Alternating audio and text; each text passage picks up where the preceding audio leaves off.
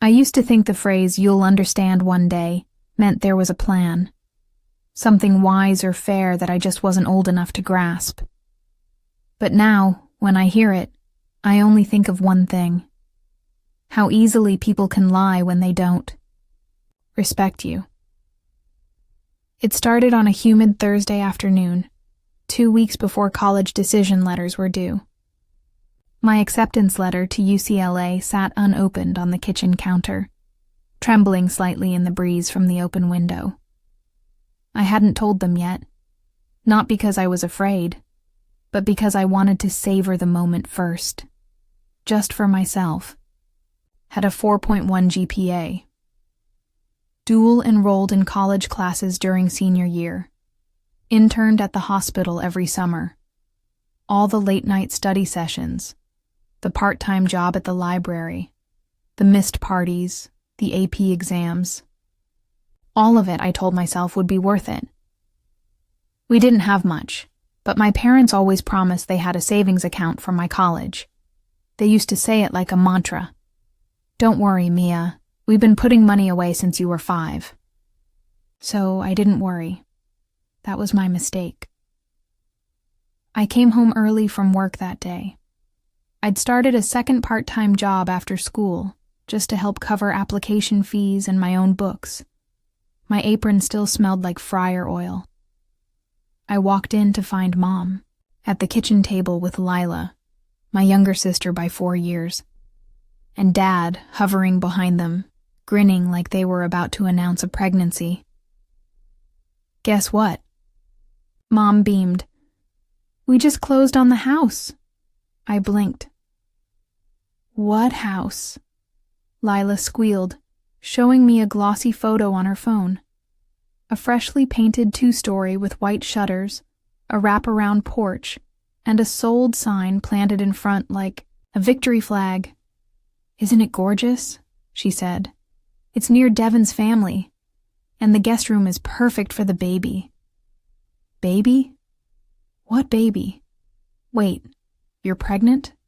I said, and she nodded with a proud little smirk, resting her hand on a stomach that was still flat. I looked at Mom. "You bought Lila a house?" Dad gave me that tone-deaf, overcompensating chuckle. "It's an investment in the family. She's starting a new chapter." My ears started ringing. "But what about my college fund?" There was a silence. One of those heavy ones, where you already know the answer but your heart hasn't caught up. Mom glanced at Dad. He scratched the back of his neck.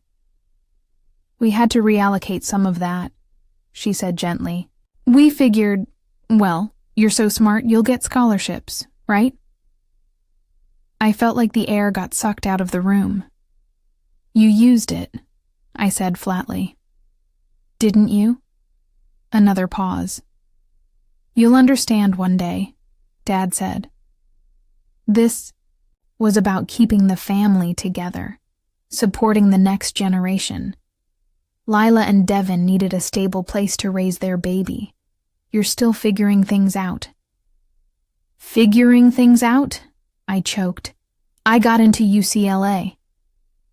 Their faces fell, and for a second, I saw something flicker in Mom's expression. Guilt? Maybe, but it vanished. "Oh, honey," she said softly. "UCLA is out of state. It's expensive, and it's so far away. Maybe try community college for 2 years, then transfer?" "Community college?" I repeated. My voice cracked. "After everything I did?"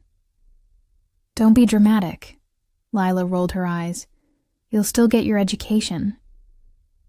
But not the one I earned. I didn't sleep that night. I lay awake in the dark, listening to the quiet click of the thermostat, the hum of the fridge, and the distant giggle of Lila on the phone with Devon. Probably planning paint swatches for the nursery. Probably choosing what to buy with my future. By morning, I had cried myself hollow, and I had made a decision. I wouldn't scream, I wouldn't beg, but I would remember. Every smile they gave her, every "you're being selfish" they threw at me, every second they expected me to just be okay with it. I would give them exactly what they asked for. The quiet, supportive daughter who didn't make a scene, and I would make sure they regretted it. When I finally left, when I finally rose, when they came asking for anything, they'd see exactly who they overlooked. The next week was a blur of boxes, brunches, and baby blue ribbons. Lila moved into her new house like a princess entering a pastel castle. She posted a video tour to Instagram within hours. Soft lighting, staged furniture, squeals of, "Look at this closet," and a cheesy caption that read, "Grateful to my amazing family for making this dream come true. Baby Devin has a home." Not one mention of me. Not one word about where the money came from. Mom and Dad didn't even ask how I was doing. They were too busy helping Lila nest, too thrilled to play the role of picture-perfect grandparents. I watched them paint the nursery a soft gray, hang alphabet letters on the wall, and build the crib I had to assemble for myself when I was 13. Every time I saw that house, it felt like a betrayal carved in concrete. Especially the guest room, the one they insisted I could crash in if I needed. The walls were a soft lavender. The bed was a pull-out couch.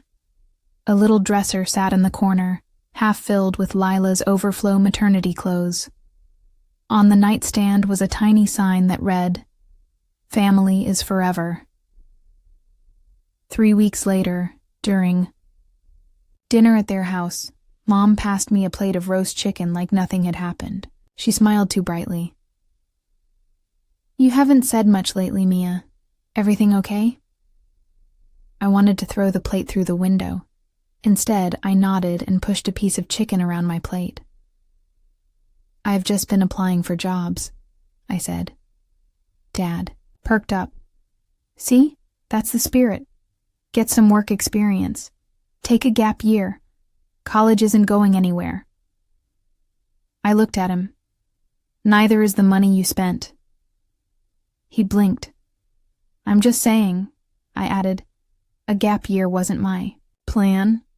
Mom sighed like she'd been waiting to unleash the parent speech. "Mia, life doesn't always go the way we plan. We have to be flexible. And you have to stop blaming us." "I'm not blaming," I said quietly. "I'm just remembering." That night I drove past Lila's new house. All the lights were enitter. I could see silhouettes moving inside. Devin carrying a box, Lila waddling behind him, her phone held high for another story post. I parked down the street, engine idling, hands gripping the steering wheel. It wasn't the house that made Miachi. It wasn't even the money. It was the fact that they looked happy, like they had won, like they could do all this, take everything I worked for, and still get applauded for it. A few days later, Mom called. "We were thinking," she started, cheerily, "since you're still figuring things out and not in school, maybe you could help Lila out during the day." "Help how?" "Well, you know, once the baby comes. You've always been so good with kids. And daycare is expensive." I waited. "You want me to babysit?" I said flatly. "For family," she said quickly. "It's just until she gets back on her feet. You'd still be living there, so—" "I'm not living there," I cut in. She paused.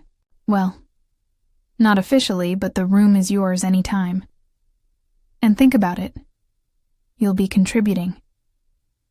You'll have a purpose." I laughed. I actually laughed. "So let me get this straight," I said. "You took the money I was supposed to. Use to leave. to build my future, to buy Lila a house. Then you want me to move in, sleep in a room without a door, and raise the baby she made while I was studying for SATs? Mia, don't twist it. No, I said. I think you twisted it enough for the both of us. After that call, something shifted. I stopped looking for jobs at coffee shops or retail stores. I started looking for something else. Grants, legal advice, quiet title laws, financial aid loopholes, student relief organizations. I checked the savings account I had from working part-time since sophomore year, $7,140, not much, but maybe enough to apply for need-based scholarships on my own. And then I did something I hadn't done in weeks. I reopened my UCLA letter, and I said the words out loud. I'm still going. They had stolen my map, but not my direction, and they had no idea. The girl they used to babysit their future was now planning a future without them. I started waking up before dawn. Not because I had to, but because it was the only time the house was quiet.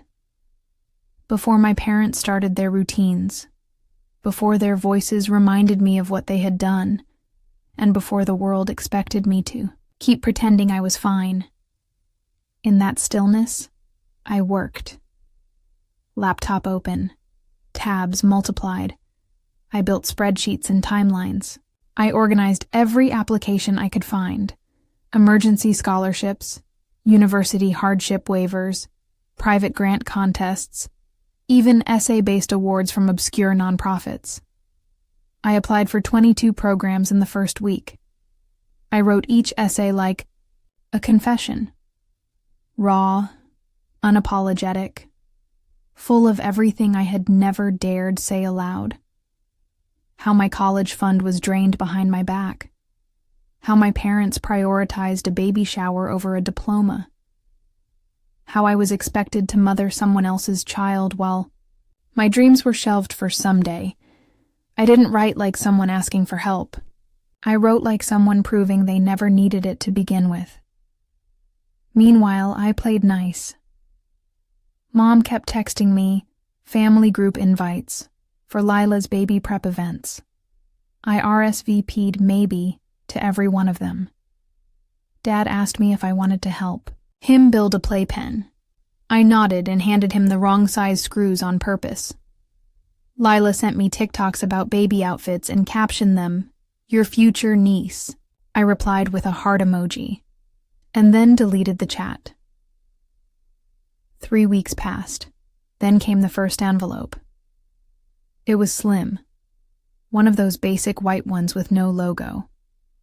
I almost tossed it out as junk mail, until I saw the return address. Los Angeles Unified Emergency Education Foundation. I opened it with shaking fingers. Inside was a single sheet. It read, "Dear Mia Calderon, we are pleased to inform you that you have been selected to receive the Bridge Forward grant in the amount of $12,000 based on your written statement and academic achievements. We admire your determination and resilience. We believe in second chances, even when others forget to give them." Tears blurred the page. My knees buckled, and I sat on the edge of my bed, holding that paper like it was a lifeline. I hadn't realized how much I needed someone to believe me. Someone outside this house, outside this family. It wasn't enough to cover UCLA, but it was something, and it was mine. Not theirs, not Lila's, not part of some family investment. By the end of that month, I had received 5 more awards. Smaller ones, $1,000 here, $750 there, another $2,500 from a local business scholarship. I never told my parents. I made a new Gmail account. Used an old P.O. box from a job I had back in junior year. Rerouted everything. By the time Lila's baby shower rolled around, complete with floral centerpieces and a mommy-to-be sash. I had nearly $18,400 saved, still not enough. But getting closer. That's when fate handed me something better than money. A conversation I was never supposed to hear. I was dropping off a casserole at Lila's. A favor for Mom, of course. The front door was cracked open. Voices floated down the hall. "She still thinks it was a college fund," Lila said, snorting. "It was barely 10 grand. They just said that to keep her focused." "You're kidding," Devin replied. "Nope," she laughed. "They used most of it when Dad lost money in that stock thing 2 years ago. I found the emails. The house was just a convenient excuse." I froze. Every muscle in my body went tight. 10 grand? They told me they'd saved for over a decade. That? They had a dedicated fund. But it was a lie. Even the betrayal was a lie. I stepped backward down the porch, heart racing. I didn't say a word. Didn't knock. Didn't deliver the casserole. I just drove home, straight to my laptop. Because now it wasn't just about getting out. It was about making sure they finally knew what it felt like, to be forgotten, to be used, to be left behind. I didn't say anything for 3 days.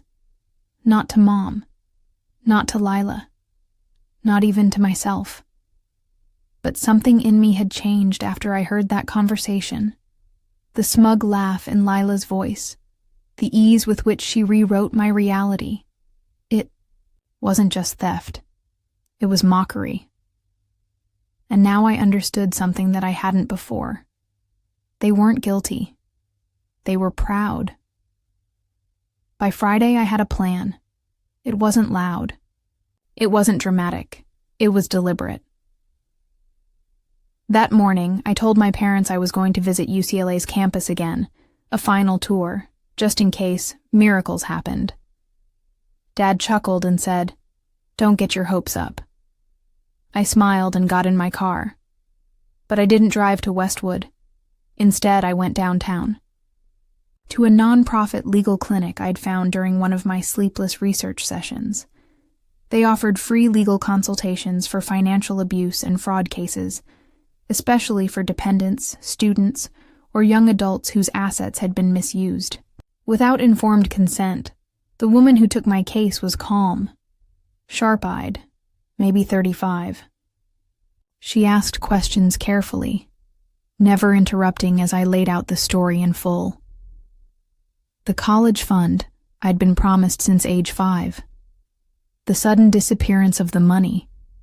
The house deed with only Lila and Devin's names. The lies about the stock loss.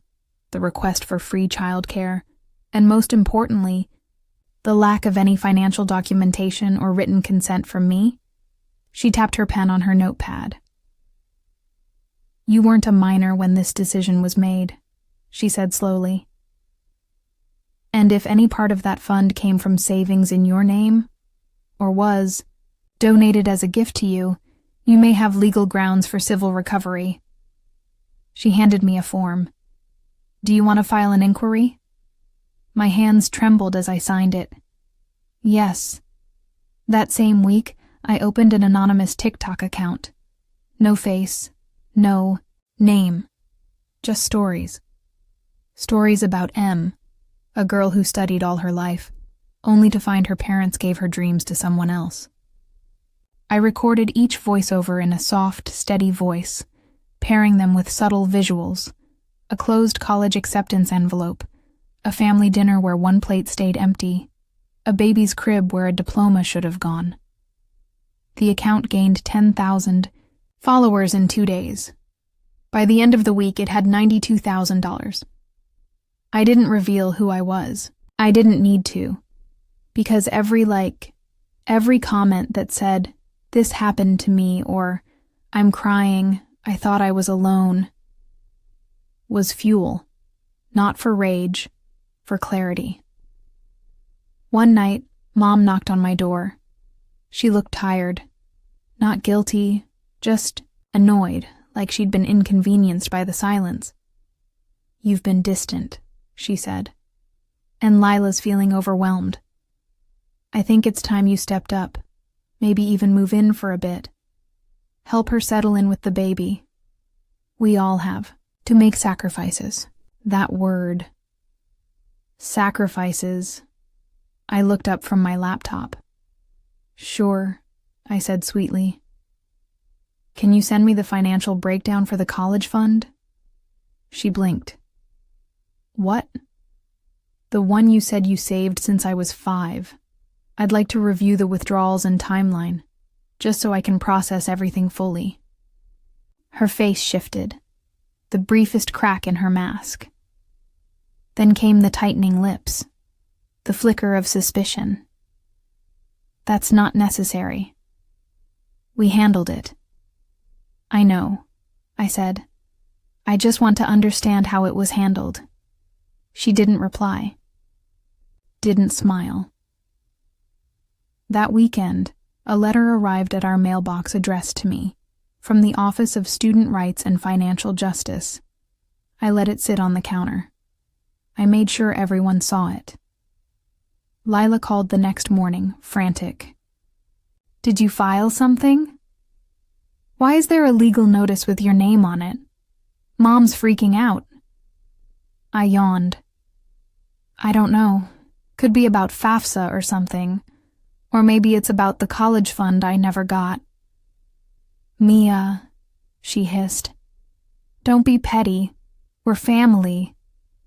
"Right," I said flatly.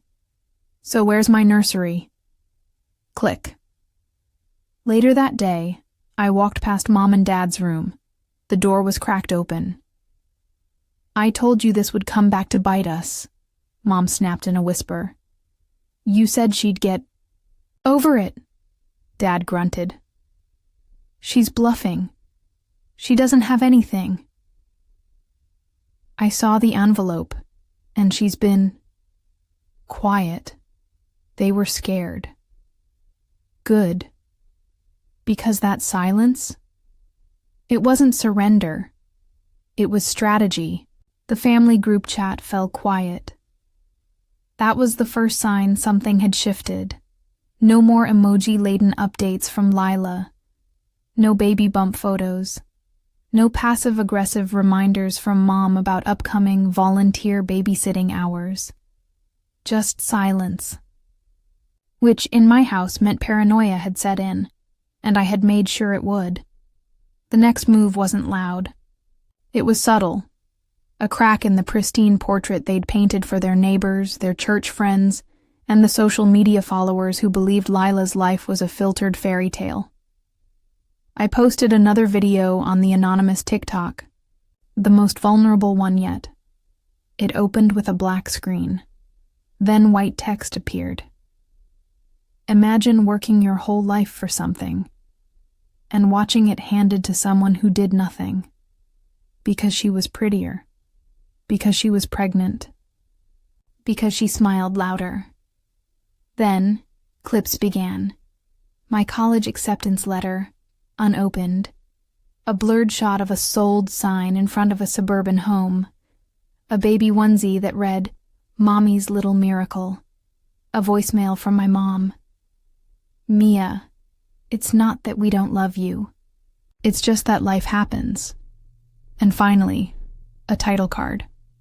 When family robs your future, but still expects you to babysit theirs. It reached 2.1 million views in 3 days. The comments exploded. This happened to me too. My parents paid for my brother's wedding with my tuition. Please tell me she got out. This is why going no contact is sometimes the only answer. Still no names. Still no direct accusations. But people could feel it. And best of all, so could Lila. She texted me 3 times the next day, Lila. "I saw that TikTok. Is that about us?" Lila. "You're blowing things out of proportion, Mia. It was never your money." Lila. "You better take it down before people start asking questions." I didn't respond.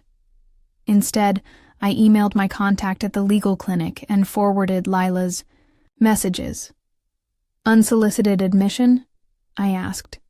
The lawyer replied within hours. "Yes, screenshot everything. And don't respond." A week later, I received a letter from UCLA's appeals board. My hands shook as I opened it. Subject: Special Circumstances Tuition Review Outcome. Dear Mia Calderon.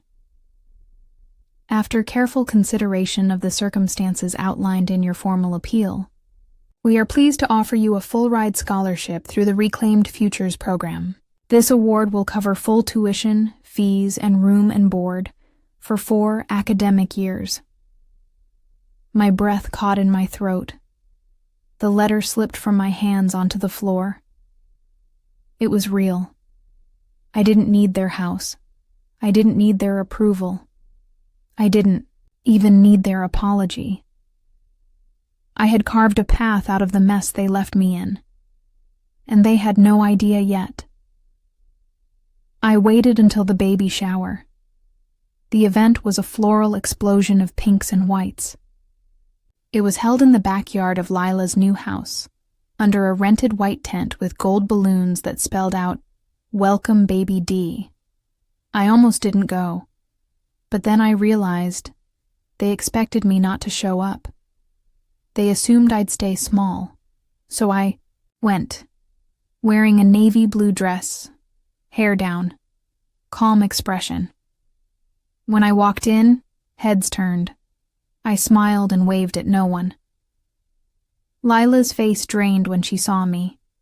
Devin stiffened. Mom fumbled with a tray of cupcakes. "Mia," she forced a smile. "So glad you could make it." "I won't be long," I said. "Just came to drop off a gift."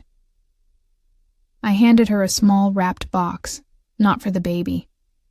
For her. Inside, when she opened it later, she'd find a letter from my attorney and a printed screenshot of her own text. It was "Never your money." Signed, dated, and officially logged as part of my formal case file.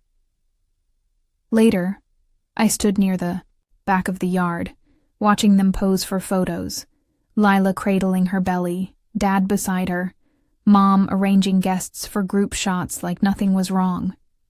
I didn't interrupt. I didn't speak, because I knew something they didn't. I was leaving. For good. And the story they'd built, the one where I was just the bitter sister, the quiet helper, the babysitter of someone else's legacy, was about to collapse. Not because I yelled, not because I fought, but because I had documented everything. And because I had finally learned the most powerful thing they never taught me, how to walk away without needing them to look back. It didn't take long for the silence to break. 3 days after the baby shower, Mom showed up at my door without warning. Her hair pulled back in a tight bun, lips pressed together like a dam about to burst. She was holding the letter I had sent Lila. "You're trying to humiliate this family," she said, stepping inside without being invited. "After everything we've done for you." I sat on the couch, legs crossed, calm, composed. "Everything you've done for me?" I asked. "Like draining a fake college fund? Like asking me to babysit a child that exists because I was too busy studying to date?" She looked ready to explode, but I didn't give her time. "I know about Dad's stock losses. I know the fund never existed the way you said it did. And I know you used me. For years. Because I was quiet and easy to ignore." Her voice cracked. "You're tearing this family apart." "No," I said coldly. "You just didn't expect me to stop holding the pieces together." That night I got a call from a reporter. She was working on a piece about financial abuse within families. young adults having their educational funds misused or stolen by parents. She'd found my anonymous account, reached out through DMs, and wanted to know if I'd speak off the record. I said yes. Not to get revenge, but to finally let the truth breathe. "I'm not naming names," I said. "I just want people to know it happens, even from the people who say they love you." She thanked me. The article dropped a week later. It didn't include my name, but the quotes, they were mine. They smiled when they gave her a house. They smiled when they asked me to watch her child. I smiled when I walked away. It went viral. Again. This time, it wasn't just TikTok. Reddit picked it up. A college finance podcast featured it. A popular parenting blog wrote a reaction piece titled, "When the Golden Child Gets a House and the Other Gets a Bill." Then, something unexpected happened. I received a letter from the county recorder's office. It was in response to the inquiry my lawyer filed weeks ago, requesting records regarding the house purchase and tracing of the family savings they claimed was mine. The document said, "The down payment for 2175 Rosebend Court was made using joint funds from a bank account listed under all three names: Laura Calderon, Richard Calderon, and Mia Calderon. My name." They had used my name on the account, probably one they opened when I was still a minor, attached for custodial purposes. A relic of some old savings bond or birthday money from relatives I barely remembered. They thought it wouldn't matter, but it did, because even if I hadn't been consulted, even if I didn't sign off, I was legally tied to that transaction. My lawyer took one look and smiled. "This gives us leverage," she said, "and possibly the right to demand an interest stake, or file for misuse of shared funds." Mom and Dad received a formal notice from the firm the next day. It wasn't a lawsuit. Not yet. It was a warning. By then, the damage had already started to show. Lila texted me at 3 a.m., Leela. "You've destroyed my peace. My name's being whispered at work. Lila, you made this toxic, all because you couldn't let it go. Lila, do you feel better now?" I didn't respond, but yes. Did on campus for the first time in my life, I walked freely, not with guilt on my back, not with the weight of debt or the ache of silence. I made friends who didn't know my past, just my present. I joined a student advocacy group for misused youth finances. I started helping others file appeals. I sent emails to high school counselors, offering free resources and templates for their students. I turned my pain into power, quietly, unapologetically. Back home, Lila and Devin were struggling. Word had spread. The story had bled into their church, their friend circles. Questions were being asked, not by me, but by others. Mom stopped posting family pictures. Dad stopped returning my lawyer's emails. And still I said nothing publicly. Because they were unraveling all by themselves. I didn't need to scream to be heard. I just needed them to finally realize. They built a house on my back. And now, the foundation was cracking. It was late October when the letter arrived. Thick envelope, heavy stock, legal watermark. Inside, a full audit report and banking affidavit, tracing every dollar tied to the account my name had been attached to. I sat at my desk in my tiny dorm room, overlooking the street where students walked past with coffee cups and backpacks, their laughter echoing in the autumn air. The document was cold, but the implications burned. As of the closing date of the mortgage on 2175 Rosebend Court, 34% of the down payment funds were drawn from savings under the legal custodianship of Mia Calderon. No release authorization was documented. 34%, over a third. My share. My signature missing. I forwarded the report to my lawyer. Her reply came quickly. This may qualify you to petition for equitable interest in the property. We can file a quiet title claim or initiate proceedings to request either compensation or a forced buyout, or ownership stake. Either way, it meant one thing. I was no longer the outsider. I was now on the deed, whether they liked it or not. That weekend, I went home. Not because I wanted to, because I needed them to see my face before I erased their illusion.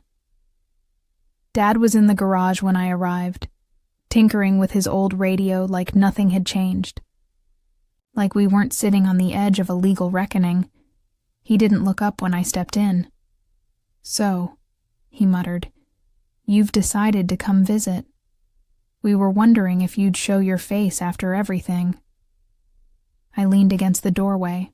After everything? He finally looked at me, the same way he did when I was 10 and scraped my knee. But now that look didn't comfort me. It irritated me.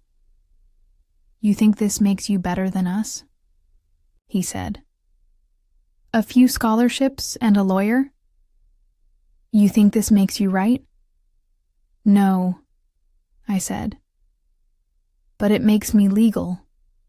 He stiffened. I pulled the report from my bag and dropped it onto the workbench. The pages fanned open, revealing highlighted lines and signatures that didn't exist. "I own 34% of Lila's house," I said. "You used my name, my account, and never got my consent." "That account was in our name too." "Custodially," I interrupted. "Until I turned 18. After that, you kept using it without telling me. That's financial abuse." His mouth opened, then closed. "You thought I'd never find out, or that I'd just let it go. You were wrong." He looked down at the pages.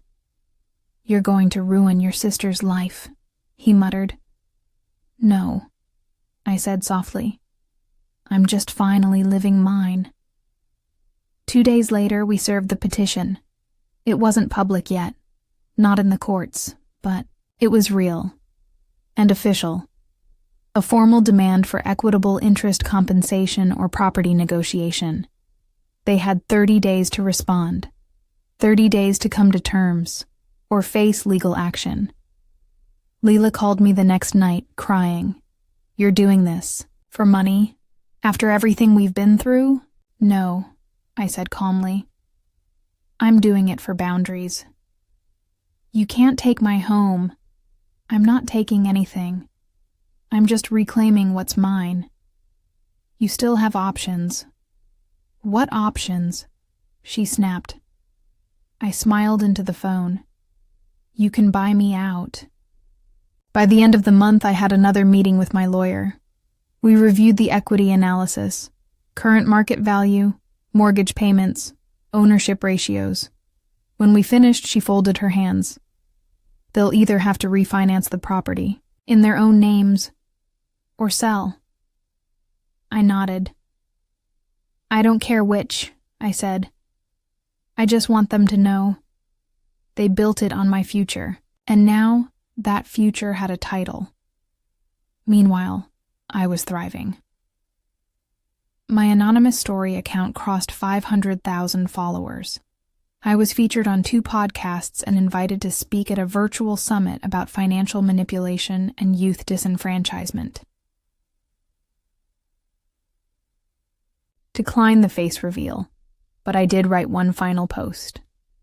The thing about being the forgotten child is this: you learn how to survive without applause. Which means when they finally hear your voice, it's not for validation. It's for consequences. Lila sent one last message. "You're dead to me."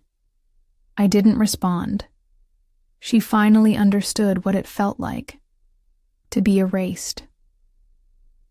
The 30 days came and went. No response, no buyout offer, no attempt at mediation, just silence. The kind that thinks ignoring a problem will make it go away. But silence, I'd learned, is also a signature. So my lawyer filed the suit. It became public. Court. That was the day the illusion ended. The first to call was Aunt Rosa. Lila and I had grown up calling her our second mom. She'd seen my TikToks, had quietly followed along, never commenting, but always watching. Her voice cracked over the phone. "I didn't know it was this bad," she whispered. "I thought you just didn't want to be part of the family anymore." "I wanted to be," I said. "I just wasn't allowed to be anything other than convenient." She sighed. "I believe you now." 2 weeks later, the house went up for sale. They never called to tell me, but I got the alert from Zillow. 2175.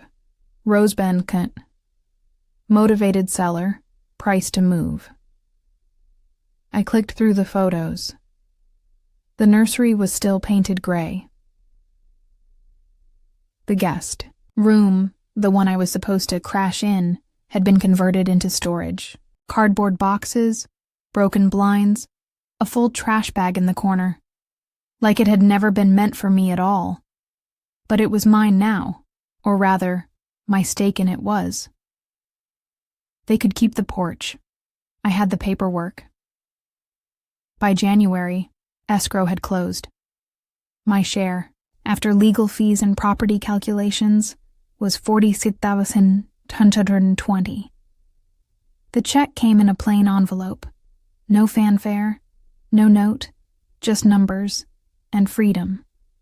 I used it to move into a studio apartment near campus, small but sunlit with hardwood floors and my name alone on the lease.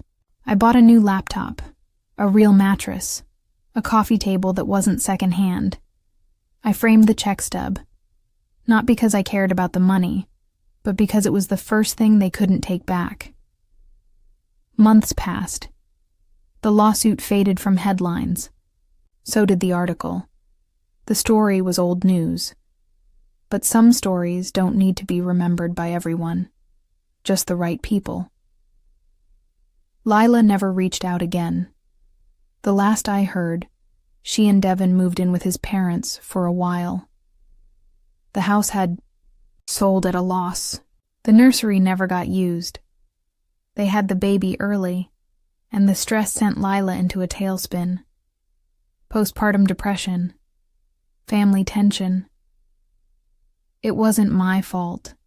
It wasn't my responsibility. It wasn't my job to fix it. One afternoon I passed by the student union and saw a girl crying quietly over a FAFSA rejection letter. She looked like me, or at least the me I used to be. I bought her a coffee, sat down beside her. "I know it feels like the end," I said, "but you'd be surprised how many ways there are to build a future, even when someone else tries to erase it." She looked up, eyes hopeful. That was the first time I told my story out loud. Not on TikTok, not in writing, just me and her. It felt like closure. That night, I wrote one final post. They bought her a house with my future. They asked me to babysit her child, but I left with something better. My voice, my name, and a future they can no longer touch.